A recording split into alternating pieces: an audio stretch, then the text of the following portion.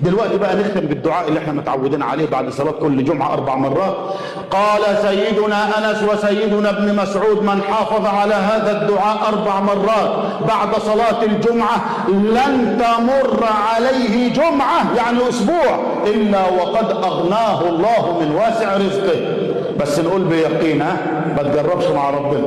الدعاء ده 4 مرات، اللي يقولوا بيقين وصدق ما يعديش عليه أسبوع إلا وقد بدل الله حاله ماديا ومعنويا وعائليا واجتماعيا واقتصاديا ومحليا وعالميا إلى أحسن حال إن شاء الله. يلا قولوا وراي: اللهم يا غني يا حميد يا مبدئ يا معيد يا رحيم يا ودود، اغنني بحلالك عن حرامك واكفني بفضلك عمن سواك.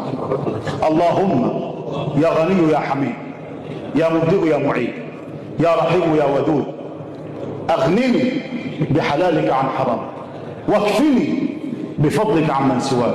المرة الثالثة: اللهم يا غني يا حميد يا مبدئ يا معيد يا رحيم يا ودود، اغنني بحلالك عن حرام واكفني بفضلك عمن سواك. المرة الرابعة والأخيرة: اللهم